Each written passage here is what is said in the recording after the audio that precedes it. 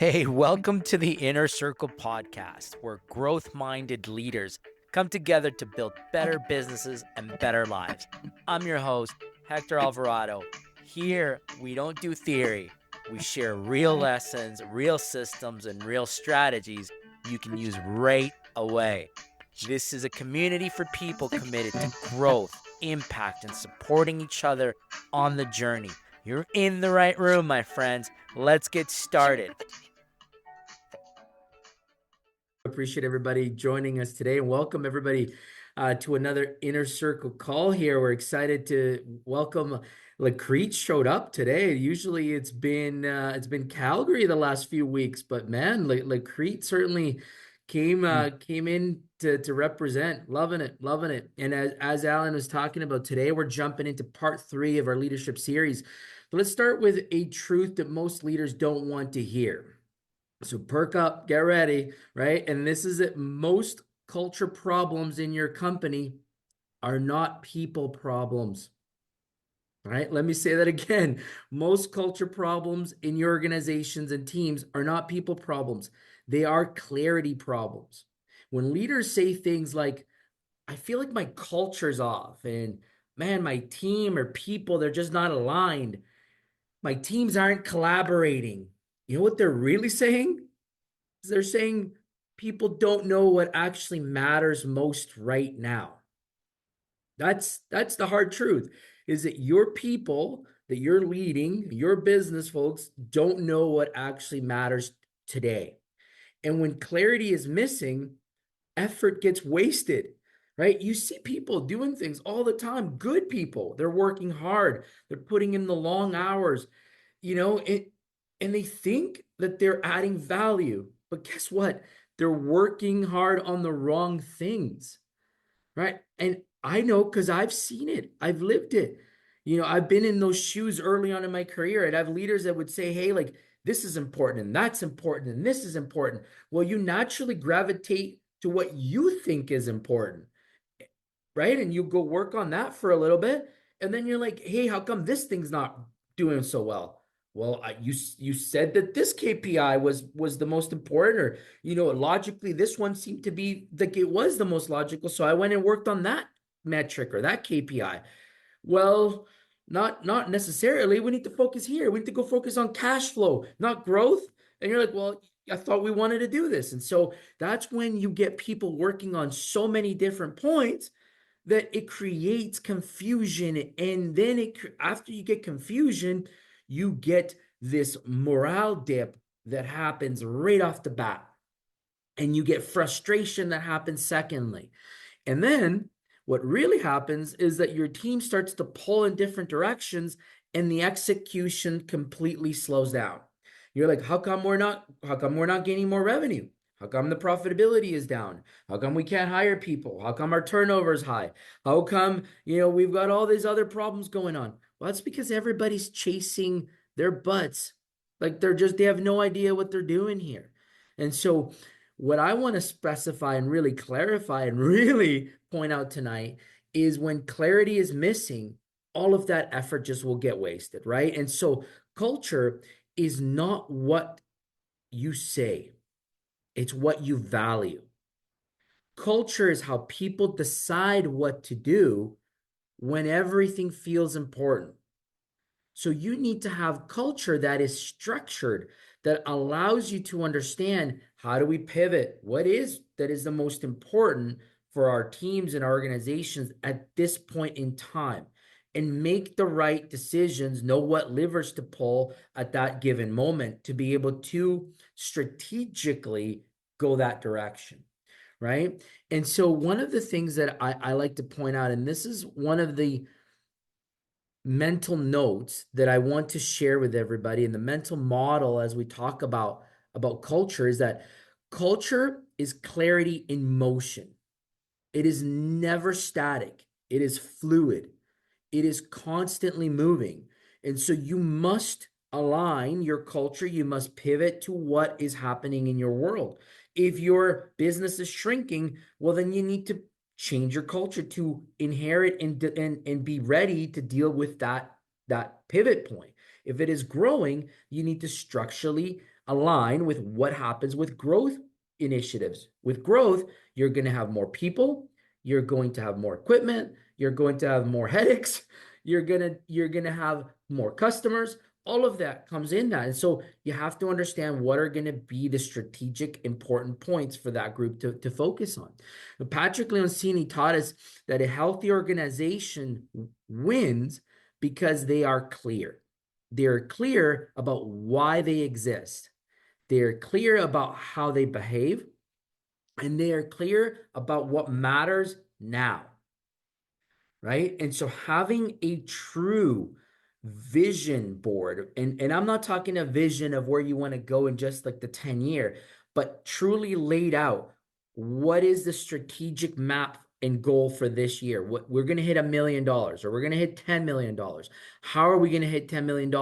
We're going to sell 10 $100,000 10 $1 million accounts, and we're going to focus on this specific industry, and we're going to gain this many bodies to help us sell that, and we're going to have this many people to help produce it, right? And that is clarity. It's knowing what's the strategic map that you have to outline for people to follow and to understand as a group, because unhealthy organizations aren't bad. They're not horrible. They're just confused. And confusion, as Willie will tell you later, becomes very expensive.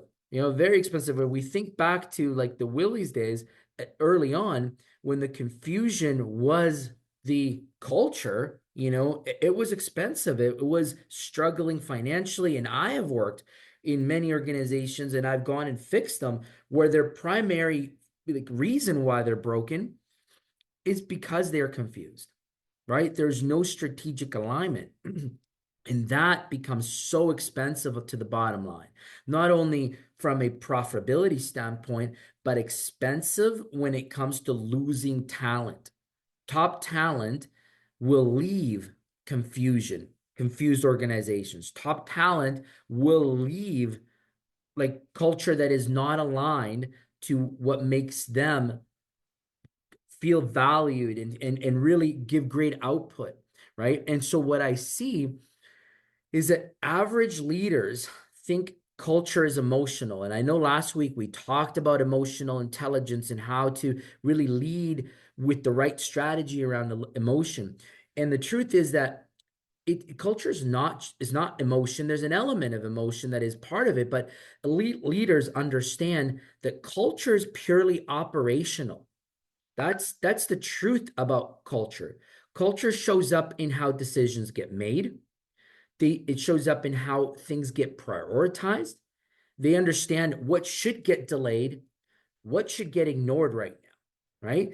So if two teams, let's just play this out. If you had a couple teams in your organization and they receive the same instruction and execute differently, you'll know that the reason why they executed differently, it's not that the motivation was different, it's that the culture is different. They are not clear on what the goals are. Even though you may have given them the same instruction, right?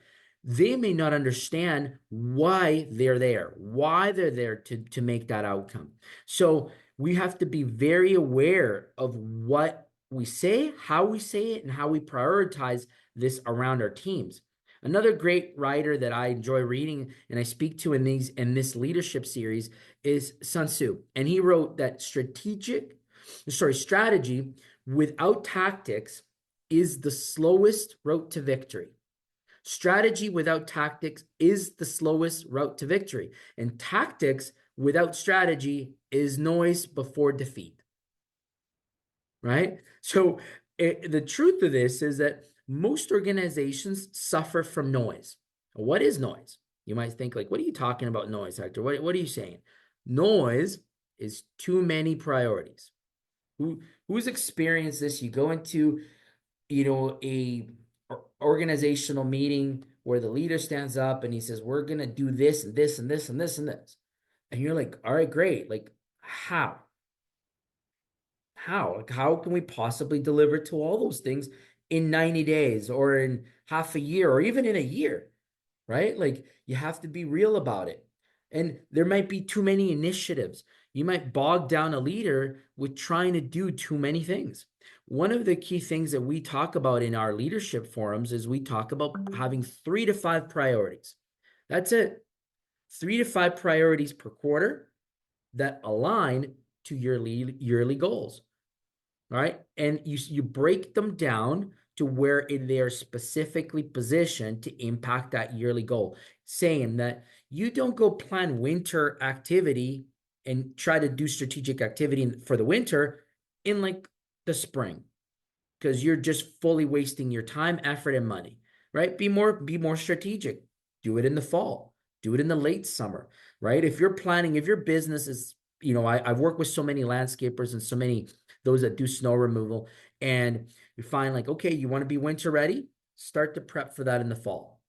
Get your people hired, get your machines ready, get your equipment ready, get your contracts renewed, do all that in the fall. That way you're ready for winter. If you start in April, like who's going to care? Right? There's nobody that's going to care for that. You're going to be strategically not aligned, and you're going to have people wasting their time and effort. So we have to make sure that we are ensuring that priorities and initiatives are clear and that you're not competing on too many goals. I love KPIs. I'm a big KPI guy. I love to see metrics. I love to understand what we got to do to win. But when you have too many of them, they become useless.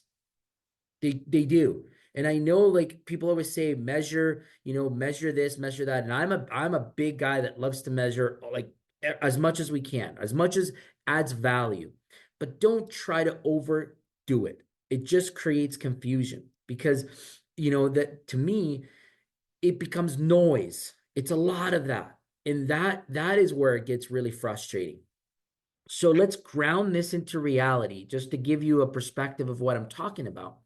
At Willie's during the early turnarounds, we had so many good people that were working hard. They were all meaning to do things, but results just weren't moving in the right direction. And it wasn't because they just weren't working hard. It was because everything was important, you know, and customer service was trying to do the best that they could. We had cost control measurements that we thought were doing well. We had really selling and trying to grow the company. We had operations trying to, deliver on time and doing everything that they could. All valid, all necessary, but without clear sequencing. And that is what made the teams struggle and make their own judgment calls about what mattered the most. And that is when friction shows up, because then you have intercompany battles. You have sales battling with ops, you have admin battling with ops and sales, you have fleet and maintenance or whomever, upset about other activity, and that creates so much disruption, an unwanted waste of time, complete waste of time in the organization. Because then you get politicking, you get people talking behind people's backs, and that is culture. That affects your culture as a whole. So all of this is something that we have to be able to understand. How do you work on it? How do you see it?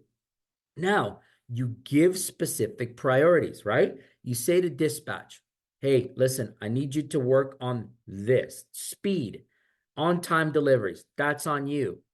Finance, you need to go work on cash flow, collect AR. That's your priority. Sales, you need to go sell the right accounts. Don't be selling us accounts that are, as an example, we were talking to somebody just a few hours ago, said, hey, if you're going to go grow your sales, go grow it in a density style, right? You're working in a certain city. Don't go all over the map and having your team zigzag and inefficient. Cluster it, like create density so that you don't have wasted time, right? Be aligned with your sales and ops initiatives so that people again have the right mindset. They understand why. You're not having a sales team saying, well, I'm going to go sell and grow Edmonton when your main operation is in Grand Prairie. Like, can you imagine the travel distance going back and forth and the waste of time? Like, why would you do that? To just give everybody like a map or a visual, right? So get get alignment on operational efficiencies. Again, this is what we believe helped us in turning things around.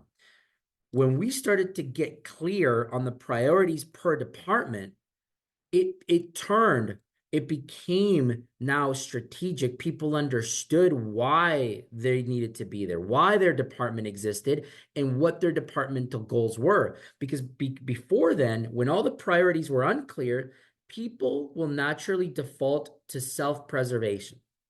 They will naturally default to what they think is best for them and what makes them valuable. They're like, well, you told me to go sell, so I sold. I sold in Edmonton, right? Like you told me to go sell. You told me to get a contract. I got a contract. Well, that contract doesn't line up with our operating zone. It doesn't line up with what we're trying to do, right? And so that is something that we really want to make sure that people are clear with what their out with their bigger goals are, because when they optimize, when they truly optimize, that is what aligns them. That's what protects them. And that's what ultimately moves the business forward. And one key thing that I keep talking about in this whole month, and I know those that have worked with me through February will hear this, that I keep saying alignment is not agreement. And I keep saying this over and over again because I want people to understand that like alignment is not agreement. It is shared understanding of priorities. When we talk about in organizations, we all need to be aligned. I don't want anybody to think that we all have to agree and be in consensus. No, no, no, no. That's not it. Agreement is one thing. Alignment is shared understanding of our priorities. We all understand our priorities. You don't have to agree with me. You don't have to agree with me, right? We all work in places where we don't agree with what the strategy is, or we don't agree with, with what the ask is, but we know our roles and we say, "Oh, I get it, I don't agree, but let's go do it. If it's the right thing for the business, right? If it's the right thing that's going to move us forward for the greater good, let's do it." And that's something that, a lot of organizations miss the boat on because they think alignment is agreement. And so I want to continue to stress that point through this whole series so that everybody goes back to their teams, they can clearly articulate it and get proper alignment in your teams, right?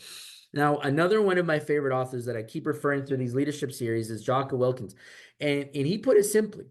He said, if the plan is not simple, it will not be executed.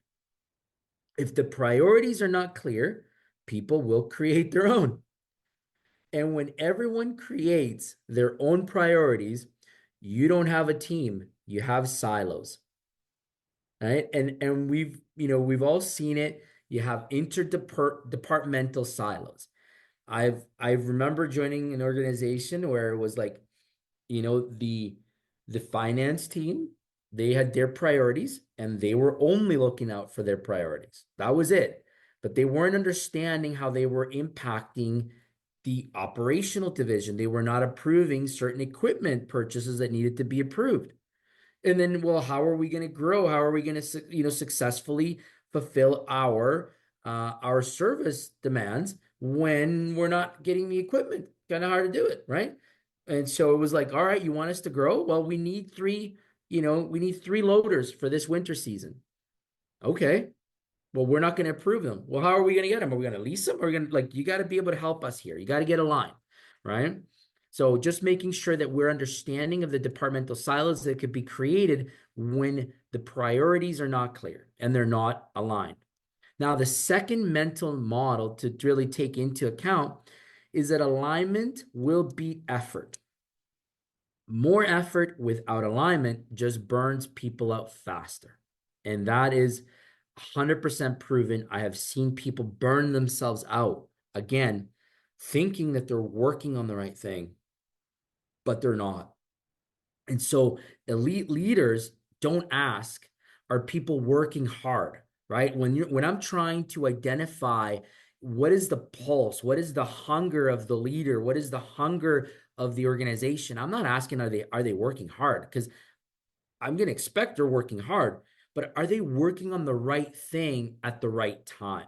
Now, there are tons of times when an operational folks are firefighting and they're firefighting because of growth or because of situations that come up through operations. And that's expected. That is part of the role in operations. But you have to put it into account. Are they working on the right things? Are they putting processes and systems in place to ensure that although you're putting out the fire out today, that you won't have to repeat that fire over and over and over and over again, right? So working on the right thing for me is working on structure. That's critical. Working on alignment, getting people aligned. That is critical, right? Because culture is shaped by three leadership signals. And I'm going to read them out to you now. And so I want to make sure you write these down. These are the three leadership signals that everyone should be aware of when working on culture. And it's what leaders talk about the most. What are they talking about? What are the conversations about? Are they talking about people? Are they talking about customers? Are they talking about KPIs? What are they talking about? Because what they're talking about leads to what do leaders measure? What are they measuring? Because what they measure is what they believe is important. So they're talking about it and they're measuring it. Those are two critical things. And the third one is what do they tolerate? What do they tolerate in their businesses, right? So what are they focused on? What are they reviewing and tracking every single day? And what do they tolerate? What do they allow as your bar to be set for your teams and your organizations? That's your three leadership signals. If you're really talking about culture and you want to impact it, those are three things you should be working on. Because if leaders say one thing, but reward another, then you've created confusion, right? It's super confusing when that happens, right? So what I hear often is like, man, this guy, he always tells me to do this and I do it, but he tends to reward that guy over there. And that becomes hypocrisy. And that's a human behavior. It's a bad human behavior, but we need to make sure that we don't do that, right? One of the things that we need to watch out on when it comes to these type of things is the deals that could be made, the exceptions that we made, and the toleration that we give out there. I've seen some times where seasoned age staff get deals where they're like, the Bob doesn't do that because Bob's been here for a long time, right? And then you outwork a new employee and you push on all the work to that person, right? Now, what are you tolerating and what are you rewarding? What's the message that you're saying, right? Some would say, well, Bob earned it, so we're going to reward him with less work. Great, but don't keep him in the seat where that seat requires more output because then you're draining and killing Jim over there, right? And so like those are examples of where I think as leaders, we make those mistakes. We're all human, we do them, but the problem is that we don't act on them fast enough. And so acting on them is very critical because as we move into another example about what we did at Willie's is that we didn't fix culture by giving these rah-rah speeches. And Willie didn't come into the branches and try to motivate people by just being Willie and being a nice guy and doing what Willie does, because he does a great job of that. But it wasn't the speeches. It was by forcing clarity.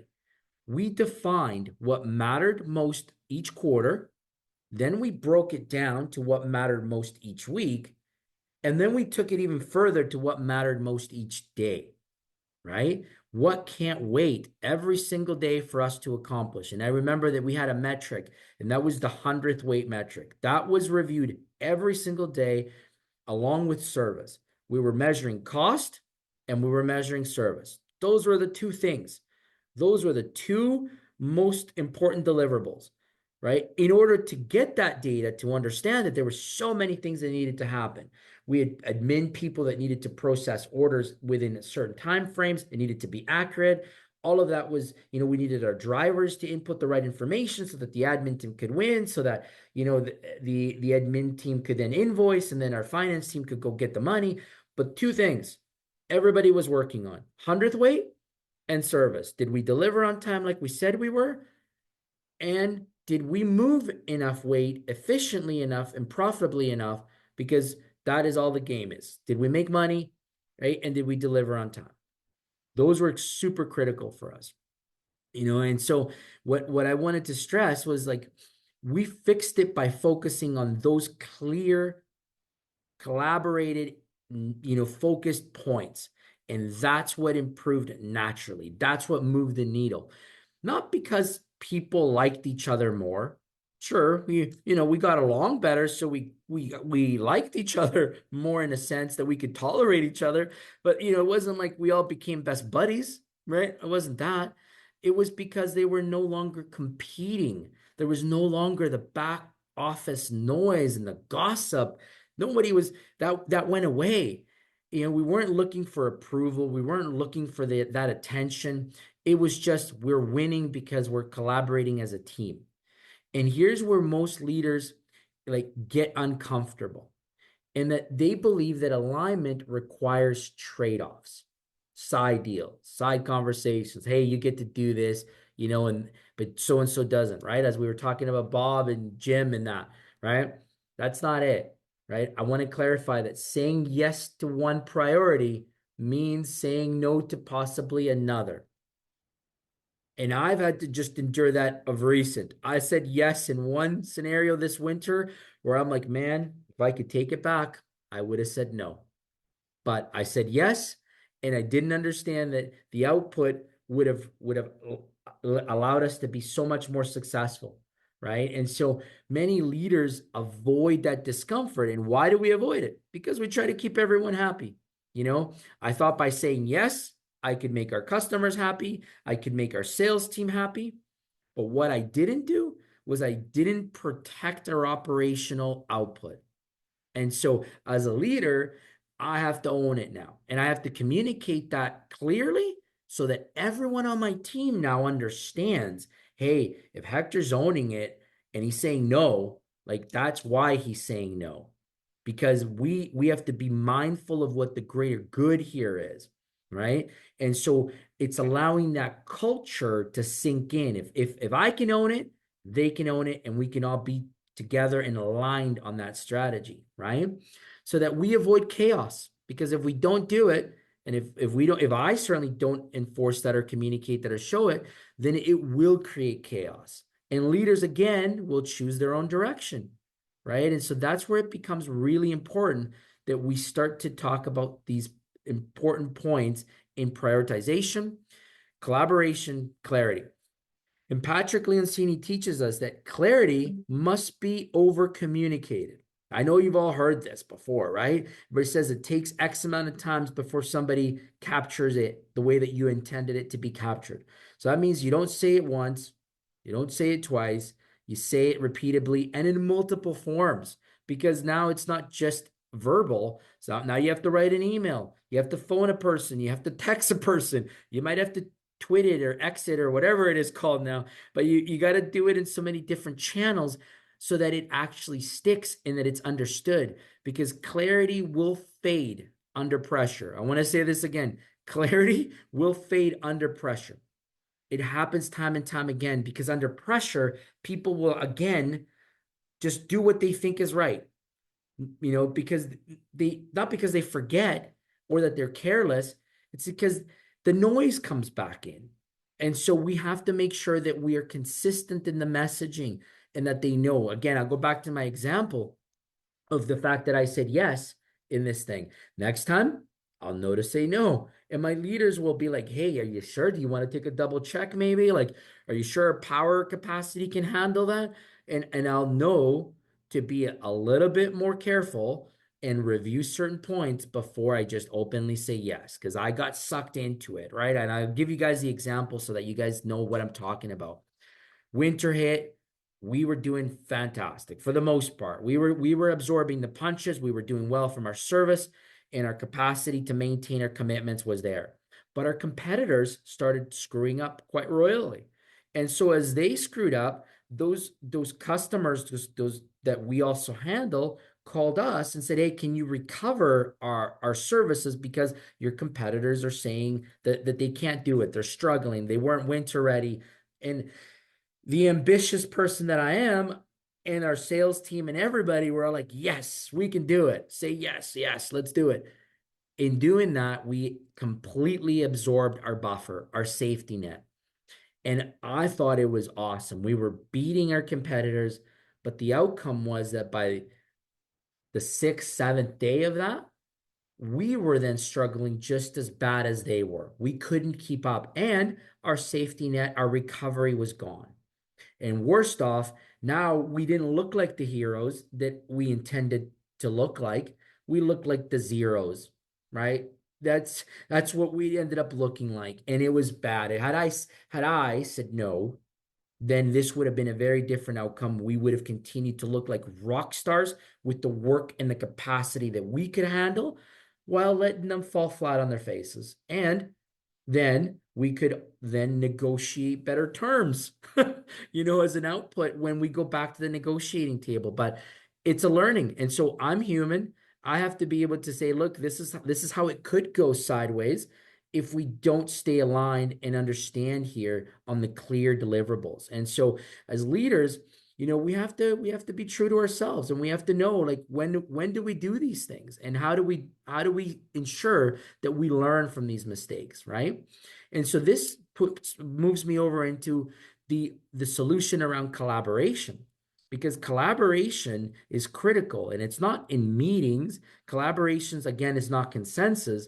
Collaboration happens when priorities are clear and roles are defined, right? Without clarity, collaboration turns into negotiation. Has anybody experienced that? You're unclear, right? And let's go back to that example. Okay, what was the ultimate goal? We wanted to be number one. We wanted to be number one for service, customers, and we wanted to do it the best way. We said yes when we should have said no because we were unclear on our goals. Or if our clear was, hey, our clarity would have been like, we don't want to look like we have egg on our face. We're not going to do this wrong. We're not going to tarnish ourselves. Then the right call would have been no. But we were like, hey, let's grow. Let's throw some more revenue in here. And while we do that, we can kick our competitors, while they're down. Uh, it didn't work out. And so we ended up doing this play that we kind of negotiated. We're like, should we do this? Should we do it? And it became hey, let's roll the dice and let's go with it. With clarity being locked in, there would have been no collaboration. It would have just been execution. We would have just said, no, the playbook is this.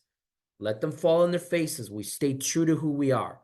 We don't mess on service, and we stay here, right? And so I want to share that open and honest experience with everybody in the room so that you can understand how that can play out in your businesses, and that you can put that same mindset and saying, look, I got to protect what's important. If I'm saying it's this, then that's what we're doing.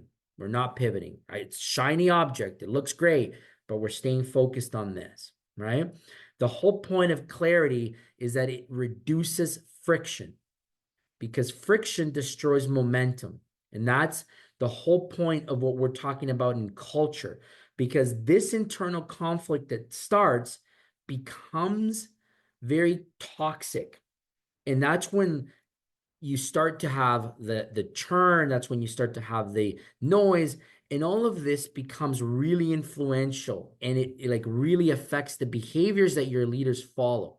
So let's make this practical again, and so that everybody can be clear on what are your top priorities. So what are your three top priorities that your leaders are working on right now?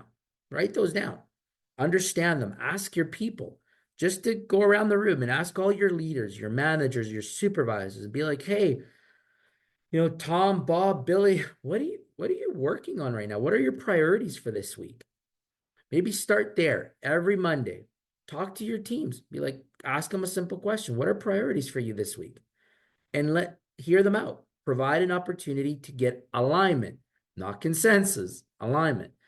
And what can wait until later? Ask them that.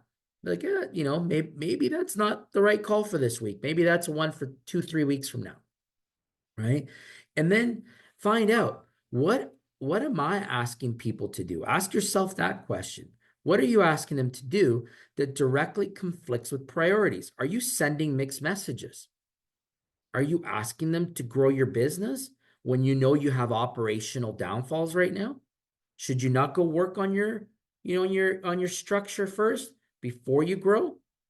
So make sure that you check your messaging so that you're not adding more conflict and more confusion in your teams, right? And what decisions should my team be able to make without asking me? Again, it's another check-in point because if people need permission for everything, clarity is missing.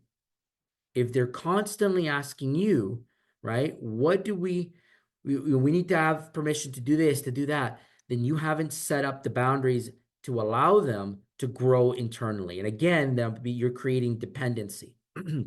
So if you're serious about resetting leadership for this week, I want you to focus on defining one primary focus, one thing that your organization or your team needs to focus on for this month, this week, this week, this month, or this quarter. Two supporting priorities that align with that primary focus, right? Everything else is background noise.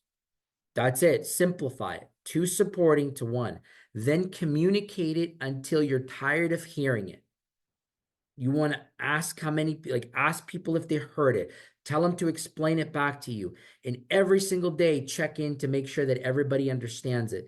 Because that's when you know that clarity is finally landing in the right spot in your teams, right? So as we close today, I want to make sure that culture is not something that you build once. It is something you reinforce daily. It is a consistent messaging that you do every single day by how and what you communicate. And alignment doesn't come from charisma. Like I was saying, right? Like Willie didn't come in and give us the great speeches and be the nice guy and do that. That wasn't it. It came from hard decisions, trade-offs, and doing it repetitiveness, repetition, doing it in and day out. Because if you truly want a strong culture in your teams, stop trying to motivate people and start giving them clarity. So this week's challenge, for those of you that are new here, we always like to end with a challenge. And this week, if you're serious and you want to make sure clarity is what matters most, eliminate one conflicting priority. Find one conflicting priority and eliminate it. Communicate direction more than one time. That means don't just say it once, don't put it on an email.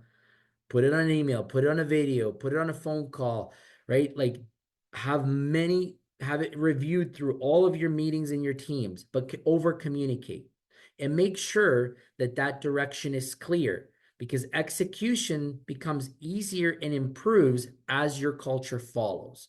So that's the topic today, Alan. I'm going to pass it back to you, and we'll go around the room for some Yeah. Q&A and some takeaways. That's a wrap for today's episode of The Inner Circle. If something in today's conversation resonated, inspired you, or gave you a breakthrough, please share it with someone you care about. The right idea at the right time can change someone's business and their life. So make sure you follow the show, leave a review, and stay connected with us because this community is built on relationships, real support, and real growth together. Remember that clarity means nothing without action. So choose one insight from today, put it into motion this week, and notice the shift. Thank you for being part of this journey, for showing up for your growth, and for being part of the Inner Circle community. See you in the next episode, and let's keep growing together.